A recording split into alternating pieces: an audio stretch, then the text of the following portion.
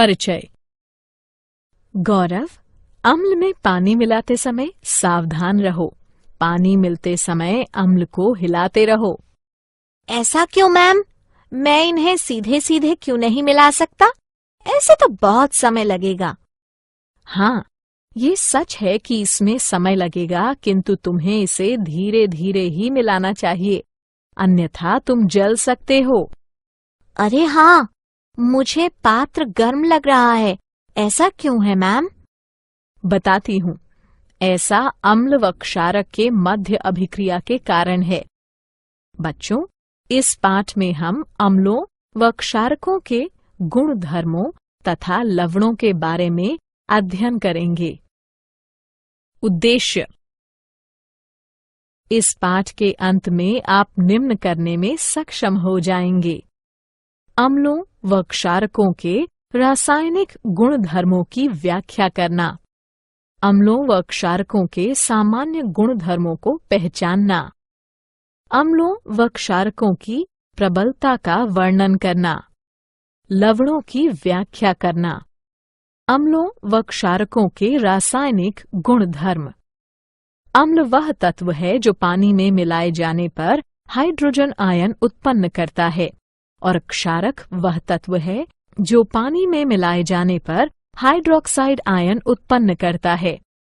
अम्ल व क्षारक दोनों ही के रासायनिक गुणधर्म भिन्न भिन्न होते हैं। आइए इनके गुण धर्मों का अध्ययन करते हैं। अम्लों व क्षारकों के रासायनिक गुण धर्म कुछ इस प्रकार हैं। गंधीय सूचक। मान लीजिए आपको 4 रसायन दिए जाते हैं और अम्ल या क्षारक के रूप में उनकी पहचान करने को कहा जाता है। आप कैसे पहचानेंगे? आइए पता लगाते हैं। हमारे पास गंधीय सूचक है जो बताते हैं कि कोई तत्व विशेष गंध में परिवर्तन के कारण अम्ल या क्षारक है। इनका प्रयोग प्रयोगशालाओं में गंधीय अनुमापन नामक प्रक्रिया द्वारा यह देखने के लिए किया जाता है कि कोई विलयन अम्ल है या क्षारक।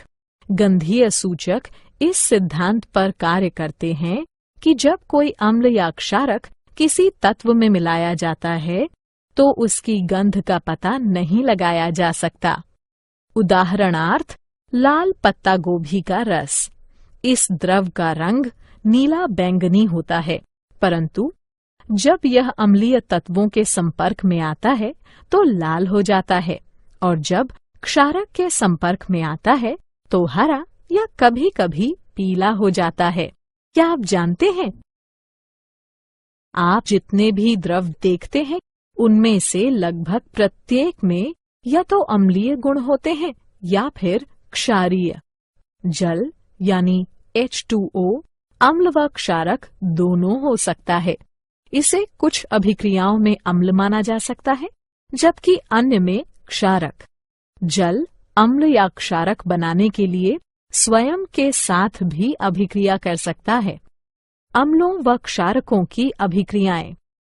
आइए वापस वहीं चलते हैं जहां गौरव को मिक्सिंग बीकर गर्म लगा था। जब अम्ल को क्षारक के साथ मिलाया जाता है तो वह ताप उत्पन्न करता है। इसके कारण मिश्रण आस्फलित होकर बाहर आ सकता है। इससे आप जल सकते हैं। साथ ही अत्यधिक स्थानीय ताप के कारण कांच का पात्र टूट भी सकता है। अतः अम्लों व क्षारकों के साथ कार्य करते समय हमें सावधान रहना चाहिए। आइए अब अम्लों व क्षारकों की धातुओं, धात्विक कार्बोनेटों व धात्विक हाइड्रोजन कार्बोनेटों के साथ परस्पर विभिन्न अभिक्रियाओं पर विचार करते हैं। धातुओं के साथ अभिक्रिया। हाइड्रोजन के ऊपर सभी धातुएं तनु अम्लों के साथ उनके संगत लवण बनाने व हाइड्रोजन को मुक्त करने की प्रतिक्रियाशीलता श्रृंखला में अभिक्रिया करती हैं। पोटेशियम, सोडियम व कैल्शियम जैसी सक्रिय धातुएं भी इसी प्रकार अभिक्रिया करती हैं, किंतु अम्लों के साथ मिलाए जाने पर विस्फोट कर देती हैं। धातु कार्बोनेटों व धातु हाइड्रोजन कार्बोनेटों के साथ अभिक्रिया। अम्ल धातु कार्बोनेटों व धातु हाइड्रोजन कार्बोनेटों के साथ उनके संगत लवण जल व कार्बन डाइऑक्साइड बनाने के लिए अभिक्रिया करते हैं। परस्पर अभिक्रिया। अम्ल व क्षारक एक दूसरे के रासायनिक विलोम हैं। इनकी परस्पर अभिक्रिया एक दूसरे के प्रभाव को शून्यकृत कर देती है। इसे उदासीनता अभिक्रिया कहते हैं। इस अभिक्रिया में किसी अम्ल को क्षारक के साथ मिलाया जाता है और ऐसा करने से जल का एक अणु तथा विशिष्ट लवण बनता है। धात्विक व अधात्विक ऑक्साइड की अभिक्रियाएं।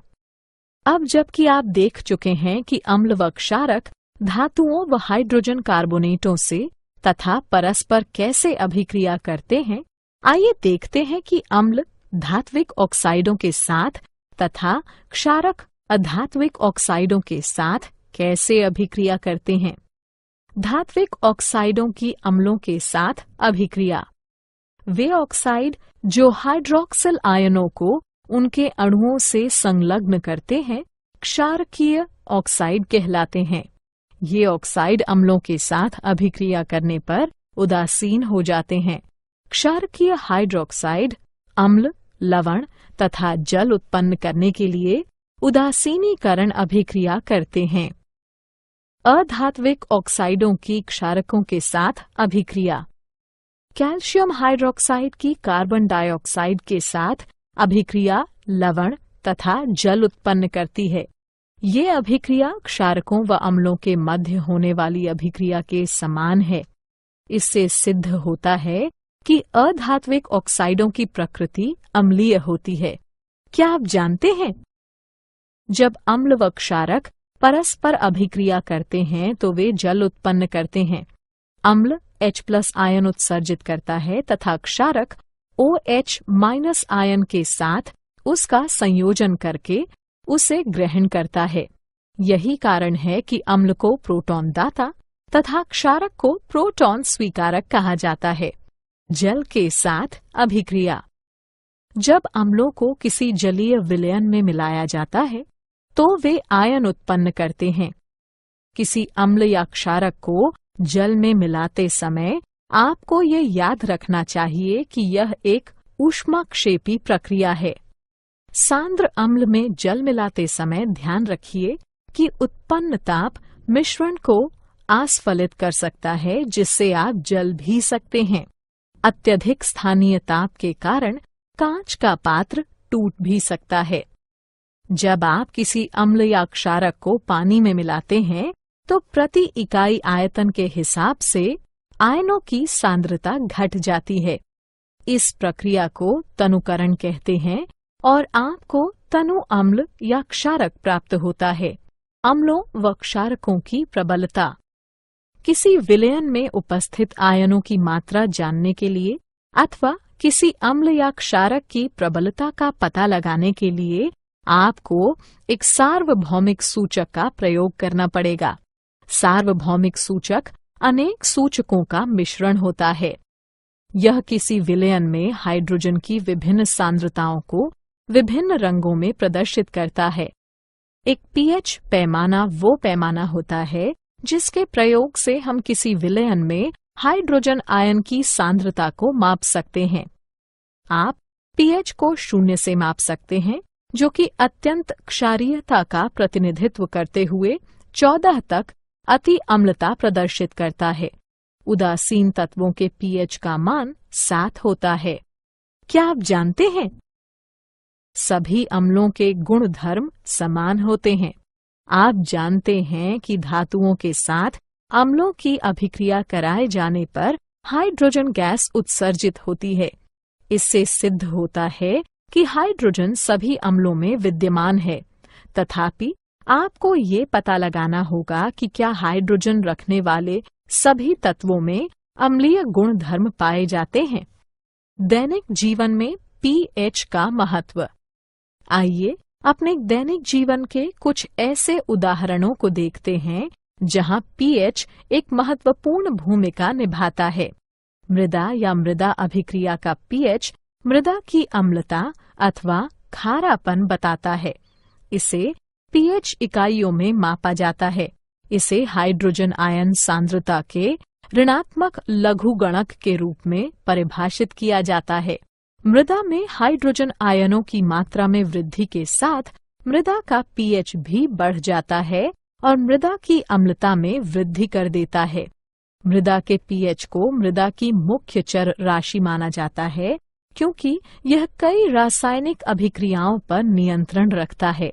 यह पोषक तत्वों के रासायनिक रूपों पर नियंत्रण करके पौधों में पोषक तत्वों की उपलब्धता को विशेष रूप से प्रभावित करता है।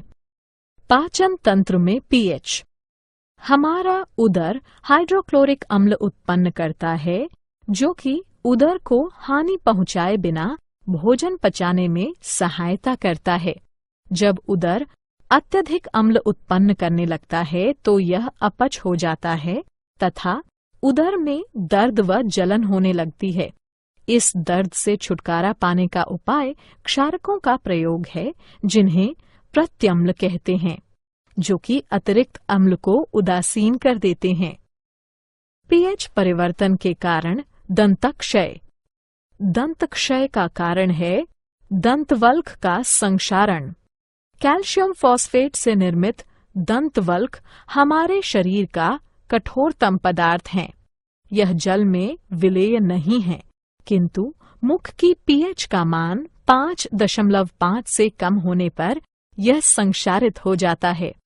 हमारे मुख में उपस्थित बैक्टीरिया भोजन के बाद मुख में बची अवशिष्ट शर्करा तथा खाद्य पदार्थों का निम्नीकरण करके अम्ल उत्पन्न करते हैं। इसे रोकने के लिए भोजन के पश्चात हर बार मुंह साफ कीजिए। साथ ही क्षारीय टूथपेस्टों का प्रयोग करने से अतिरिक्त अम्ल उदासीन होता है तथा दंत क्षय रुक जाता है। क्या आप जानते हैं पशु व पौधे आत्मरक्षा में अम्ल उत्सर्जित करते हैं। उदाहरणार्थ मधुमक्खी का डंक, चींटी का डंक या बिच्छू पौधे के कांटे। ये पौधों व पशुओं को प्रकृति द्वारा प्रदत्त आत्मरक्षा यंत्र रचनाएं हैं। लवण परिवार। लवण अम्लों व क्षारकों के मध्य अभिक्रिया से निर्मित होते हैं। जब अम्ल का H+ आयन धातु या अमोनियम के आयन से बदला जाता है तब लवण बनते हैं। एक जैसे ऋणात्मक या धनात्मक मूलक एक ही परिवार के कहलाते हैं।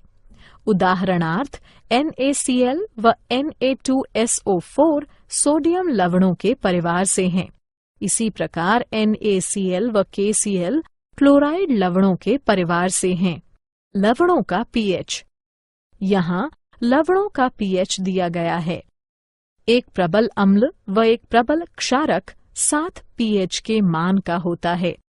एक प्रबल अम्ल व एक दुर्बल क्षारक 7 से कम पीएच के मान का होता है।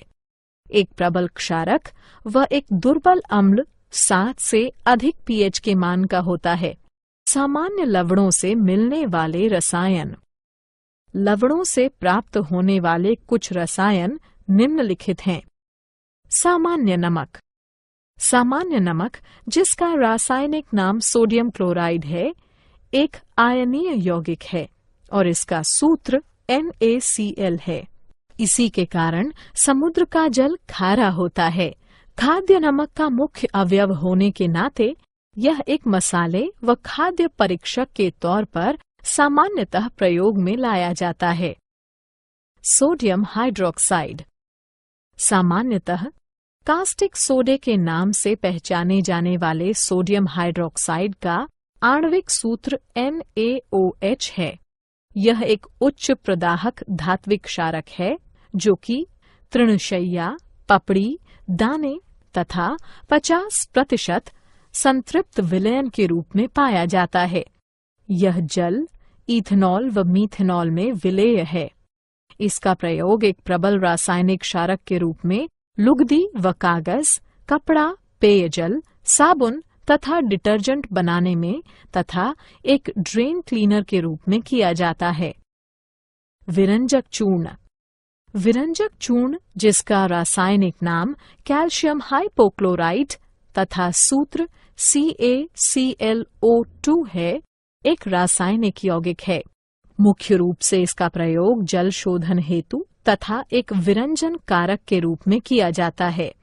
यह एक सापेक्षिक रूप से स्थिर रसायन है और इसमें सोडियम हाइपोक्लोराइट की अपेक्षा क्लोरीन अधिक पाई जाती है। खावन सोडा। खावन सोडा के नाम से प्रसिद्ध सोडियम बाइकार्बोनेट तथा सोडियम हाइड्रोजन कार्बोनेट एक रासायनिक यौगिक है जिसका NaHCO3 है। यह एक श्वेत ठोस है जो कि क्रिस्टलीय है, किंतु एक महीन चूर्ण जैसा दिखाई देता है। इसका स्वाद एल्का नमकीन एल्कलाइन होता है। धावन सोडा। धावन सोडा या सोडा भस्म के नाम से प्रसिद्ध सोडियम कार्बोनेट, जिसका रासायनिक सूत्र Na2CO3 है, एक सोडियम लवण है। इसे वाटर सॉफ्टनर के तौर में प्रयोग में लाए जाने के कारण घर घर जाना जाता है। यह विभिन्न पौधों की भस्म से निष्कर्षित किया जा सकता है। यह लवण व चूना पत्थर से बड़ी मात्रा में संश्लेषण द्वारा प्राप्त किया जाता है। क्या आप जानते हैं, क्रिस्टलीकरण का जल वो जल है जो क्रिस्टलों में पाया जाता है। यह क्रिस्टलीय गुणधर्मों के संभरण में आवश्यक है, किंतु पर्याप्त ऊष्मा द्वारा हटाए जाने में समर्थ है। यह किसी दिए गए तापमान पर निश्चित लवणों द्वारा छोड़े गए जल का कुल भार होता है। सारांश। आइए हमने जो कुछ सीखा है उसे संक्षेप में दोहराएं।